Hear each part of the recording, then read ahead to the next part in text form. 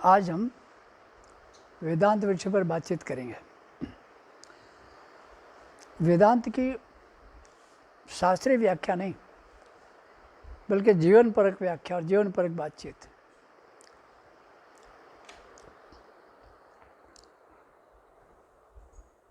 वेदांत का मूल विषय है सारा जो जीवन है हमारा,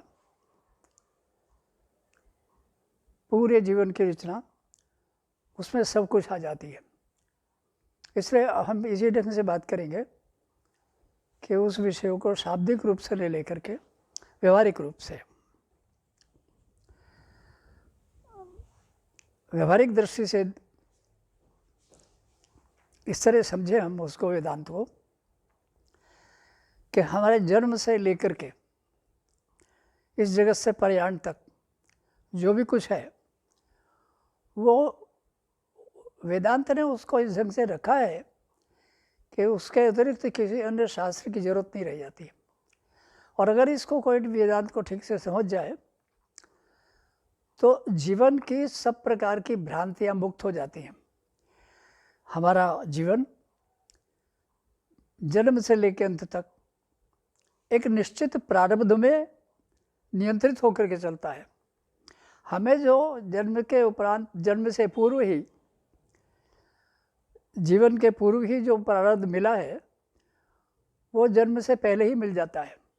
अर्थात हम इस जीवन में क्या करेंगे, किन के बीच में व्यवहार करेंगे, हमारा जीवन और जन्म कहाँ तक रहेगा, कौन सा व्यवसाय होगा, धन संपत्ति या अन्य प्रकार की जो हमारी संपत्तियां हैं जीवन में वो कितनी रहेंगी, ये सब कुछ इतना रोचक विषय है कि अगर इसको समझ में आ जाए एक बार तो व्यक्ति की सब प्रकार की चिंताएं खत्म हो जाएंगी समझने मात्र से। क्यों? उसको पता है कि जो कुछ वेदांत कहता है कि उसको मालूम है कि हम उसे जो कुछ मिल रहा है जीवन में वो निश्चित रूप से यंत्रवत मिलता चला जाएगा।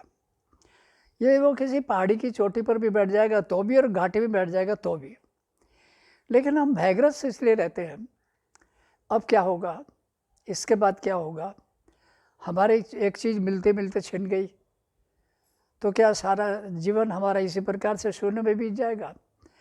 मिलते मिलते इसे छिन गई कि दरअसल वो मिलना नहीं था बल्कि उसको होकर के जाना था। तो वेदांत की ये सारी जो धारणा है, आज इस पर अच्छी तरह से 20-25 मिनट में बातचीत हो जाएगी। देखिए, ऐसा है कि व्यक्ति का, जैसे कि बताया कि प्रारब्ध पूर्व निश्चित मिला है, तो इसका मतलब यह नहीं कि उसको कुछ करना नहीं होगा, उसकी क्रिया तो चलती रहेगी, लेकिन उसको जो कुछ मिलना है उसको कोई छीन नहीं सकेगा, वो मिलना ही होगा उसको, वो उसे अवश्य प्राप्त होगा। और ये जो बीच बीच में विचार आ जाता है व्यक्ति के कि अब आगे क्या होगा, इसके बाद मेरे जीवन का क्या होगा, तो ये इसलिए आ जाता है कि वेदांत तत्व का जीवन में व्यवहारिक रूप से हमें ठीक प्रकार से बोध नहीं हो पाया है या हमने उसको समझा नहीं है। यदि वो उसे ठीक प्रकार से समझ जाए एक बार तो हम ये बिल्कुल निश्चित हो जाएंगे कि हमें सब कुछ जो प्राप्त होना है वो मिलता चला जाएगा। आयु, कोई भी रोग, कोई भी चीज़ें उसको ले नहीं जा सकती, आयु की अवधि में निश्चित है। अब ये जो आयु की अवधि में निश्चित है, क्या इसमें वृद्धि हो सकती है? क्या उसमें कुछ न्यूनता भी हो सकती है? न्यूनता का प्रश्न तो नहीं है, लेकिन जहाँ तक वृद्धि की बातचीत है उसमें एक सत्य है कि जो व्यक्ति परम तत्व की ओर बढ़ने के लिए अपना लक्ष्य निर्धारित करेगा, ईश्वर को प्राप्त करने का निश्चय करेगा, जो जीवन का सबसे बड़ा लक्ष्य है, तो उसके जीवन में कुछ भी वांछित इच्छित परिवर्तन आ सकते हैं, क्योंकि उसने लक्ष्य क्या बनाया है, उस ईश्वर को प्राप्त करना जिसको प्राप्त करने के लिए जन्म जन्मांतर बीत जाते हैं और फिर भी उसकी उपलब्ध प्राप्ति नहीं होती। तो यदि उसका किसी प्रकार से ये लक्ष्य बनना है तो ये भी, इसमें भी प्रारब्ध का बहुत बड़ा योगदान है। नहीं तो जीवन बिताते हुए, जीवन चक्र में से गुजरते हुए व्यक्ति धन, संपत्ति, नाम, ख्याति, कीर्ति, इन चीज़ों की प्राप्ति के लिए ही प्रेरित प्राय रहता है। यह विचार किसी भाग्यशाली व्यक्ति के अंदर ही आ पाता है कि नहीं, मुझे ईश्वर की प्राप्ति से कम कुछ भी नहीं चाहिए। तो यहाँ पर एक नियम है, जिसने ईश्वर की प्राप्ति अपने जीवन का लक्ष्य बनाया है, विचारकों ने कहा है, विद्वानों ने कहा है कि जिसने उस सर्वोच्च को पाने का लक्ष्य बनाया है, तो उसको पाने के लिए, उसको प्राप्ति में संसार की कोई भी बाधाएं यदि आएंगी तो वो अपने आप ही समाप्त होती चली जाएगी। क्योंकि अनंत जन्मों से हम जो जीवन में उत्पन्न होकर के, जन्म लेकर के और अपनी यात्रा करके पूर्ण चले जाते हैं, पूर्ण जितने भी यात्रा होनी होती चली जाती हैं, तो हमारे पास अंत में शून्य रहता है। यानी कोई अरबपति हो, करोड़पति हो, खरबपति हो, बहुत सारा धन संपत्ति प्राप्त कर लिया हो, बंधु बांधव और मित्र हो, लेकिन जैसे वो खाली आया था, तो खाली वैसे तो नहीं आया था, वो एक प्रारब्ध का क्रम लेकर के आया था, लेकिन संसार से कुछ लेकर के नहीं जा रहा है। असंख्य धन का स्वामी एक पैसा भी अपने पास नहीं लेकर जा सकता। जब जाएगा तो एक लिखित या मौखिक वसीयत कर देगा, ये चीज़ तुम रख लेना, ये चीज़ उसको दे देना, ये उसको दे देना। उस समय उसका मोह कहाँ चला जाता है। उसको पता है कि अब मैं कुछ भी नहीं ले जा सकूँगा, इसलिए मोह भी अपने आप ही समाप्त हो जाता है। तो ये तो हुई एक बातचीत कि कुछ भी यदि वो सत्य ज्ञान की ओर नहीं बढ़ता, सत्य के संरक्षण नहीं करता, सत्य का पालन नहीं करता, सत्य माने ईश्वर की प्राप्ति का विचार नहीं करता, तो इस संसार में से वो कुछ भी नहीं ले जा सकता। लेकिन आज जैसे कि बताया कि वेदांत की व्यवहारिक बातचीत से ये सब समझ में आ जाएगा कि वो ले क्या जा सकता है। तो ईश्वर को प्राप्त करने के लिए जब उसने निश्चय किया, तो विद्वानों ने एक बात परम सत्य कही है कि जो ईश्वर को प्राप्त करने का लक्ष्य निर्धारित करता है, उसके लिए इसकी जीवन की भी समस्या नहीं है कि उसको कितना जीवन मिलेगा। उन विद्वान विचारकों ने यह कहा है कि उसको प्राप्त करने के लिए जो भी कुछ वांछित होगा, आरोग्य, स्वास्थ्य, जीवन, दीर्घायु, वो सब ईश्वर द्वारा उसको प्रदान की जाती है। तो क्या ये कहेंगे, तो क्या ईश्वर की ये कृपा क्यों रहती है और क्यों नहीं रहती? क्योंकि जो उसी की ओर जाने की इच्छा करता है, जो उसी की ओर बढ़ने की इच्छा कर रहा है, बिल्कुल। तो ये ईश्वरीय नियम है कि उसके लिए सारे नियमों को समाप्त करके उसको उतना समय और अवधि प्राप्त होती है कि वो कर सके। लेकिन ये शाब्दिक रूप से नहीं कि मुझे ईश्वर को प्राप्त करना है, उसकी चिंता करते रहें, बैठ कर विचार करते रहें और मनमाना जीवन व्यतीत करते रहें। यहाँ जीवन की रचना भी ईश्वर की ओर बढ़ने के लिए समर्पित होनी चाहिए। ये ठीक है कि कभी कभी शिथिलताएं हो सकती हैं। वो शिथिलता इसलिए होती है कि व्यक्ति के जीवन में जो अभ्यास पड़े रहते हैं, वो वृत्तियाँ उसे खींच लेती हैं बार बार और वो उनकी ओर बढ़ जाता है। लेकिन वो ईश्वरीय चेतना, ईश्वरीय शक्ति उसे ये प्रेरित भी करती रहती थी कि तुम अपने जीवन को व्यर्थ मत खो, इसी लक्ष्य की ओर बढ़ो। अब हम कुछ छोटे छोटे कुछ उदाहरणों से समझ लेते हैं, नामों से समझ लेते हैं। कबीर को लीजिए, एक अनाथ बालक जिनको कोई लोक लाज के भय से अवांछित संतान समझ करके और एक तालाब के किनारे छोड़ गया था, उन्होंने भी भगवत प्राप्ति अपना लक्ष्य रखा। इसलिए ऐसे 2-3 लोगों के छोटे छोटे संकेत देंगे तो वो कपड़ा बुनते समय, उसको बेचने जाते समय रात दिन इसी ईश्वर के भाव में खोए रहते। और जो उनका साहित्य है, वो साहित्य लिखने के भाव से उन्होंने नहीं लिखा था, लेकिन देखेंगे तो उनकी विरह कितनी, उनकी व्यथा कितनी, वो उनके एक एक पद में से, कविता में से, काव्य में से झलकती थी। कि जैसे कबीर को रात दिन ईश्वर प्राप्ति के अलावा कोई चिंता ही नहीं है। इसलिए उनकी आयु भी हो गई 120 वर्ष। 120 वर्ष की आयु में उन्होंने अपना शरीर छोड़ा। इस प्रकार ही और भी बहुत से थे। मीरा को लें तो मीरा को के सामने कितने कितने संकट आया, विष दिया गया, लेकिन वो ईश्वर में खोई हुई थी।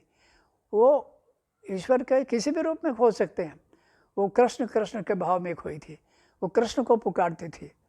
तो उनको जब विष का प्याला दिया गया राणा के द्वारा, तो विष के प्याले को तो देने वाले ने जो भाग आई थी, एक दासी, उसकी आंखों में आंसू थे। और उसके लगे तुम्हारी आंखों में आंसू क्यों? जब ये राणा ने मेरे लिए प्याला भेजा है तो आंसू क्यों? उसने कहा आप मुझे चाहे कुछ भी दंड मिले, लेकिन मैं आपको सत्य बता दूंगी। आप इसे मत पीजिए, ये विष है। आप इसको पीते पीते ही आपके प्राणांत हो जाएंगे। तो लेकिन मीरा हंस पड़ी। यदि कृष्ण का नाम लेते लेते, यदि कृष्ण को पुकारते पुकारते मैं विष पीऊँगी तो मुझसे ज़्यादा भाग्यशाली कौन होगा? बोध तो रहेगा पूरी तरह से। इसलिए मैं कृष्ण ही पुकारते पुकारते इसको पीऊँगी। दासी क्या कह सकती थी? मीरा के लिए जो विष भेजा था उसने हंसते हंसते वो पी लिया। और हर चीज़ को पदों में अपने वर्णन किया। मीरा पीवत हासी रे, कि हंसते हंसते मीरा विष को पी गई, लेकिन मीरा के ऊपर उस विष का प्रभाव नहीं हुआ। ऐसी एक दूसरी घटना, छोटी छोटी कुछ घटनाओं से यह है कि हम वेदांत के स्वरूप को समझेंगे। दूसरे एक बार इसी प्रकार उसके पास फूलों की एक पिटारी भेजी गई। तो जो भी सेविका लाई थी फूलों की पिटारी, राणा को बड़ा आश्चर्य तो हुआ था कि विष का इसके ऊपर कोई असर ही नहीं हुआ। लेकिन क्योंकि इसको मार डालना है, इसको ये कृष्ण कृष्ण चिल्लाती रहती है, मंदिरों में जा कर के नाचती रहती है, हमारे कुल को कलंकित करती रहती है, यह परंपरा के ठीक नहीं है। तो आपकी बार इसको सांप रख करके उन्होंने फूलों की पिटारी में और मीरा के पास भेज दिया। तब जो दास और दासी आएंगे, अब उनके अंदर ये कैसे भाव आ जाएगा कि मीरा फूलों की माला उठाएगी, फूल उठाएगी और एकदम से वो सांप काट लेगा मीरा को। तो वो कैसे इस तरह अपने आंखों से सामने देखते थे। तो किसी भी दासी के साथ जो भेजा जाता था तो उसकी आंखों से आंसू निकल आते थे। उसने कहा तो इतने सुंदर पुष्प लाई है, और पुष्प जो भेंट कर रही है, लाई है, राणा की ओर से भेजे गए हैं, तो तेरी आंखों में आंसू क्यों? तो कोई भी जो सेवक आता था वो कहते थे आप इन फूलों को मत छुइएगा। मीरा जी, रानी, मुझे सत्य बताना ही पड़ेगा आपको, चाहे मेरी जान चली जाए। इस फूलों के ढेर के नीचे बिल्कुल एक सांप बैठा है, और सांप के ऊपर बड़ी होशियारी से फूल का ढेर लगा दिया गया है। आप जैसे ही उसको उठाएंगे सांप आपको डस लेगा, आपका जीवन समाप्त हो जाएगा। मीरा इन बातों पर हंसी, इस पर भी हंसी। क्यों हंसी? ये इस वेदांत के पक्ष को समझे कि वो कहती है मैं अभी बोध में हूँ, मैं भी होश में हूँ, और बोध में और होश में होते हुए यदि मैं कृष्ण का नाम लूँगी, यदि मैं ईश्वर को पुकारूँगी, तो इससे अच्छा कौन सा क्षण हो सकता है? कल क्या हो, किस स्थिति में मैं जाऊँ, मुझे क्या पता। तो उसने जब सारी फूलों को उठाया, माला को, तो जो सेविका थी वो आश्चर्यचकित रह गई कि वो सारे के सारे पुष्प एक एक करके उठाते उठाते वहाँ सर्प का तो नाम ही नहीं था कहीं, वो सर्प में पुष्प बन गए। इस तरह से ये जो घटनाएं हैं एक संकेत देती हैं, एक की नहीं बहुतों की घटनाएं संकेत देती हैं, लेकिन दो ही उदाहरण काफ़ी हैं बाकी तत्व के लिए, कि इस प्रकार जो ईश्वर की ओर चले उनके जीवन की किस विचित्र ढंग से रक्षा होगी। मीरा की, कबीर के साथ कितनी कितनी समस्या आए। किसी ने उनका किसी बात पर घर फूंक दिया, किसी ने कुछ किया, तो अपनी पत्नी से वो कहते हैं, क्योंकि वो खंडन करते थे गलत धारणाओं का, तो अपनी पत्नी से कहते हैं लोई से कि लोई देखो मैं कितना भाग्यशाली हूँ, हम कितने भाग्यशाली हैं, कभी हमने पूरे चंद्र के दर्शन नहीं किए, लेकिन आज जब ये झोंपड़ी ही जल गई तो देखो खुले चांद की रोशनी कितने सुंदर रूप में हमारे ऊपर आ रही है। पत्नी तो समर्पित भाव में थी, कहते आप ठीक कहते हैं, लेकिन मुझे आश्चर्य होता है कि सिर पर झोंपड़ी नहीं, बारिश आए तो भीग जाएंगे, लेकिन आपको इसमें भी ईश्वर की कृपा प्रतीत होती है। तो ये मेरा सौभाग्य है कि मैं आपके साथ हूँ। इस प्रकार ये बहुत सारी घटनाएं और उदाहरण देख करके अब हम मूल तात्विक विषय पर विचार करते हैं थोड़ी देर के लिए, कि जब हम ईश्वर की ओर चलते हैं तो ये संकट समाप्त कैसे हो जाते हैं, आयु लंबी कैसे हो जाती है, बड़ी बड़ी बीमारियां उसका कुछ बिगाड़ क्यों नहीं पाती, तो उसके कुछ विशेषता नहीं है। उसको कष्ट अवश्य होंगे, पीड़ाएं अवश्य में गुजरेगा, पर पीड़ाओं में भी वो मुस्कुराता रहेगा भगवान का भक्त। क्यों? क्योंकि तेरा दिया गया वरदान है। तेरे दिए गए वरदान को मैं आंसू बहाते हुए कैसे स्वीकार करूं? इसलिए अक्सर देखा होगा कि जो भगवान की भक्ति में खो जाते हैं, पीड़ाएं कितने भी हों, भले ही वो पीड़ा के बारे उनके जो होंठ है स्वाभाविक रूप से वो दब जाए, लेकिन वो अंदर आंतरिक रूप से मुस्कुराते रहेंगे कि ये कोई भी पीड़ा ईश्वर की इच्छा के बिना कैसे आ सकती है। इसलिए मूल चीज़ यही है कि ईश्वर, जिस ईश्वर को पाने की बात है, आखिर वो ईश्वर है क्या? तो ईश्वर शब्द से ही बना है ऐश्वर्य, कि जो व्यक्ति ईश्वर के पीछे चलेगा उसे सारे ऐश्वर्य मिल जाएंगे। तो यहाँ क्या ऐश्वर्य से मतलब धन संपत्ति है? ये नहीं, उसको किसी प्रकार का अभाव कभी नहीं होगा।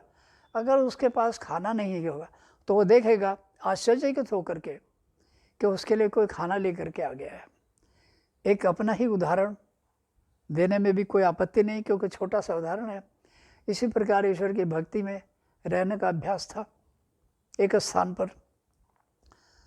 तो जो भक्त लोग थे वो अपना खाना लाते थे, कोई प्रतिदिन, कोई किस प्रकार से। तो इसी प्रकार से भाव आ गया कि आज तो किसी को खिचड़ी लाना चाहिए। यद्यपि इससे ईश्वर के साथ कोई परीक्षाओं का भाव रखना नहीं चाहिए, लेकिन ये स्वाभाविक क्रिया हो गई। आज तो किसी को खिचड़ी लाना चाहिए, जो भी लाएगा। पता नहीं किसको लाना है, ये तो जो लाने वाले हैं वो ड्यूटियाँ लगाते रहते हैं। तो देखा एक दादी माँ, जिसको सब कहते थे मोहल्ले में, तो वो खिचड़ी लेकर के आ रही है।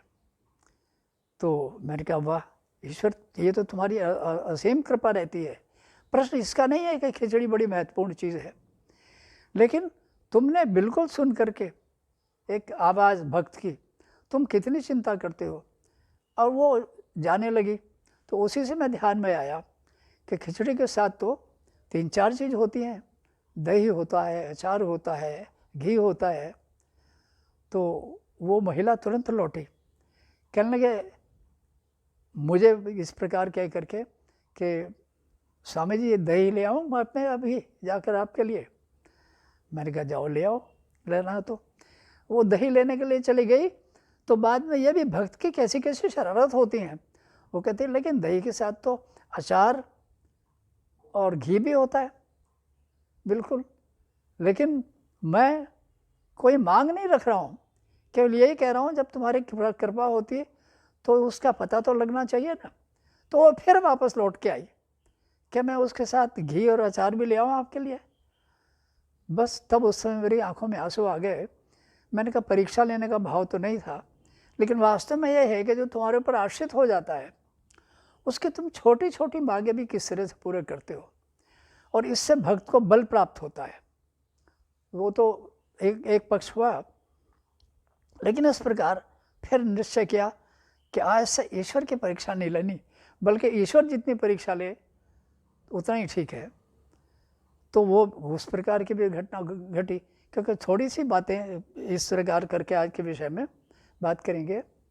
मेरे पास उस समय जो एक काम था, जिम्मेदारी थी, किसी ने दी हुई थी, तो वो कैश काफ़ी रहता था उस अलमारी में, कभी 10,000 कभी 20,000, क्योंकि वो मेरा नहीं था, वो संस्थान का था।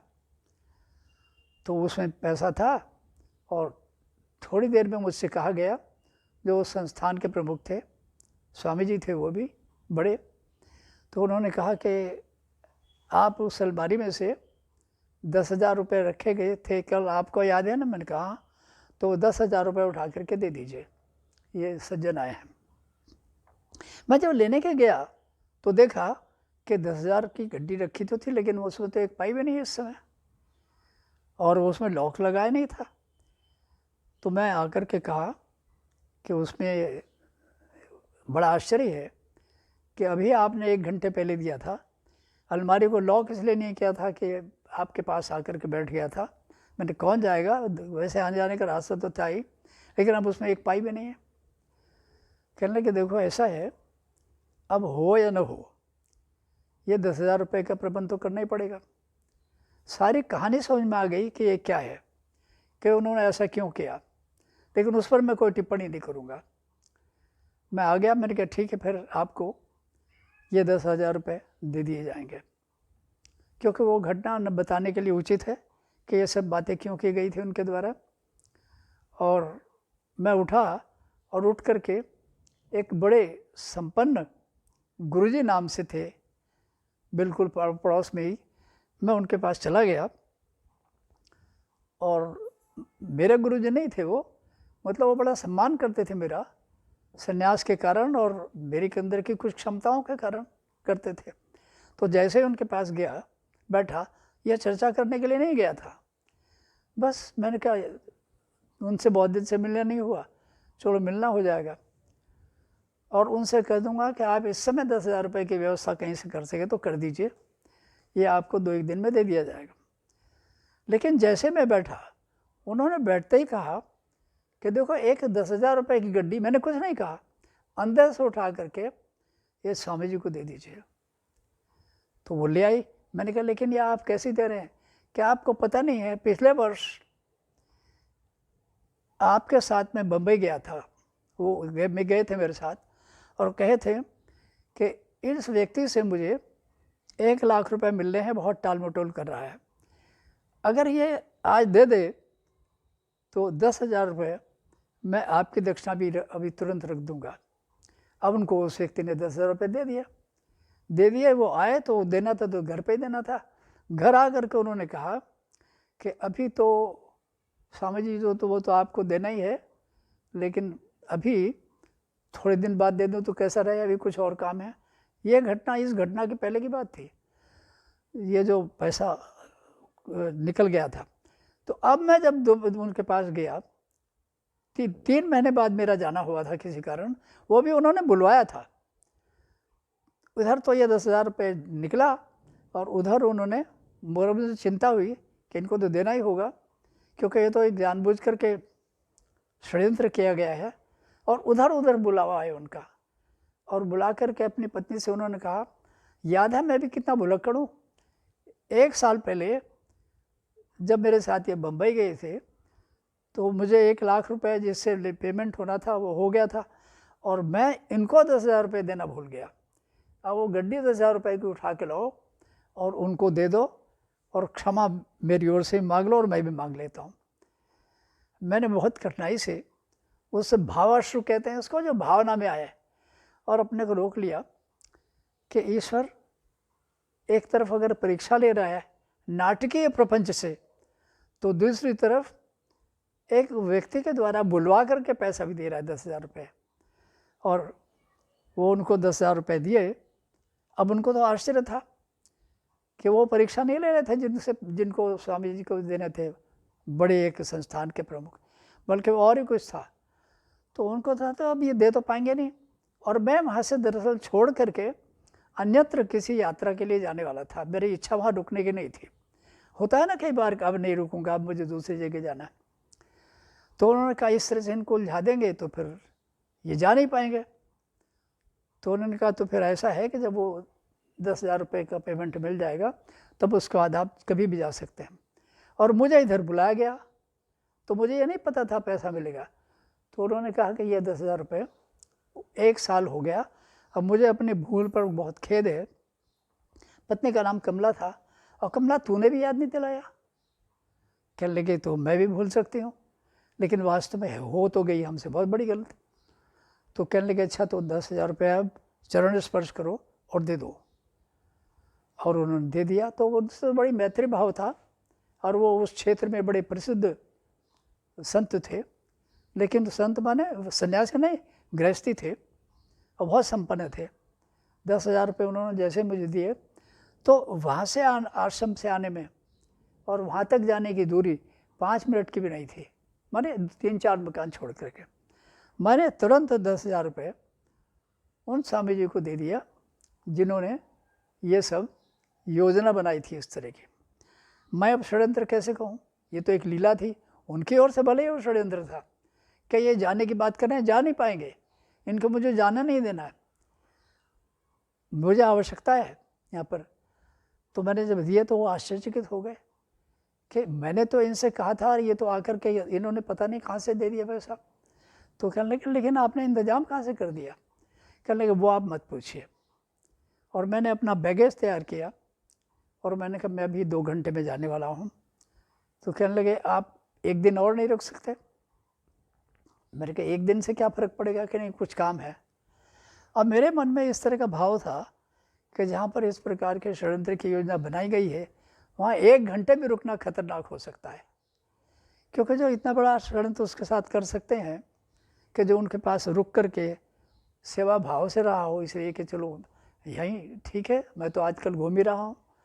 तो मैंने कहा अब तो मेरा 1 घंटे में रुकना संभव नहीं है, आपने जो मुझे पैसा धरोहर के लिए दिया था उसको आप संभालिए और मैं चलता हूँ। तो मैंने बताया कि ये कितनी कितनी विचित्र बात है, एक बड़ी छोटी सी खिचड़ी की एक बड़ी इससे बड़ी परीक्षा कि जिसके मैं कल्पना भी नहीं कर सकता था कि इनको देने के लिए एक पैसा कहीं से मिल जाएगा, क्योंकि नौकरी छोड़ करके ये सब काम चल रहा था। मैंने कहा ये मिलेगा कहाँ से, लेकिन वो हो गया। तो इसलिए 2-3 छोटे छोटे उदाहरणों के बाद मैं उसके समापन पर जा रहा हूँ, उस वेदांत के विषय के, कि यदि हम इस बात का मन में धारणा पक्का कर लें कि हमें वास्तव में ईश्वर की प्राप्ति करना है, तो इसमें कोई भी संदेह नहीं है कि कितनी बड़ी परीक्षाएं आएँ, कुछ भी आए, लेकिन हमें सहायताएँ बहुत मिलती रहेंगी। तो आज मेरे वेदांत पक्ष के द्वारा छोटी छोटी कुछ घटनाओं के द्वारा ये बताया कि हमें कभी भी इस रास्ते पे असफलता मिलती क्यों नहीं। इसलिए नहीं मिलती कि ईश्वर की जो सृष्टि है वो इसीलिए है कि इसमें जीव चाहे बार बार भटके या एक बार में समझ में आ जाए, लेकिन उसका लक्ष्य मुझे पाना है। तो इसी के साथ आज का ये विषय। परम पूज्य स्वामी जी के श्री चरणों में कोटि कोटि वंदन। गुरुदेव से एक प्रार्थना में निवेदन करना चाहती हूँ। हमारे एक साधक ने गुरुजी के लिए प्रश्न भेजा है कि महाराज जी, जो व्यक्ति भगवान की ओर बढ़ता है, भक्ति की राह पे चलता है, उसके जीवन में इतनी कठिनाइयां, इतने संघर्ष और इतनी विपत्तियां क्यों आती हैं? उसके पीछे क्या कारण है और इन समस्याओं को आध्यात्मिक दृष्टि से क्या समाधान होना चाहिए? कृपा कर गुरुदेव इस जिज्ञासा का समाधान दें। अवश्य के चरणों में कोटि कोटि वंदन। अवश्य कठिनाइयाँ आने का कारण है, और वो ये है कि वास्तव में अगर स्वर्णकार के पास सोना रखा है और कोई कहे कि इसका एक मुझे जेवर बना दीजिए, तो उसके पास एक भट्टी रहती है, वो तुरंत ही उस पर उसको डाल देगा तपाने के लिए, और तब परीक्षा करके बताएगा कि खरीद तो लूँगा ये शुद्ध है कि नहीं है। और कोई ये नहीं पूछता कि इसको भट्टी पर आप तपा क्यों रहे हैं। तो भट्टी को तपाया जाता है कि यदि उसके अंदर कुछ मल होंगे तो उस समय वो समाप्त हो जाएंगे भस्म होकर के, और मल नहीं होंगे तो स्वर्ण चमकता रहेगा वैसे ही, और मिलावटी होगा तो वो मिलावट बह जाएगी। इसी प्रकार ईश्वर के द्वारा इसको परीक्षा नहीं, हमारा जीवन जो जन्म जन्मांतर से अधूरे संस्कारों से और वासनाओं से भरा हुआ है, तो ईश्वर उसको परिमार्जित करते हैं ताकि उनको जगत की संपत्ति देने के लिए और अपने पास बुलाने के लिए वो योग्य बन सके। गुरु जी के चरणों में कोटि कोटि वंदन। गुरुदेव का आशीर्वाद अपने सभी भक्तों पर बना रहे। प्रभु कृपा और गुरुदेव की कृपा सभी साधकों को सत्संग, ज्ञान और भक्ति के रूप में ऐसे ही प्राप्त होती रहे। ओम नमः शिवाय। सब शांति।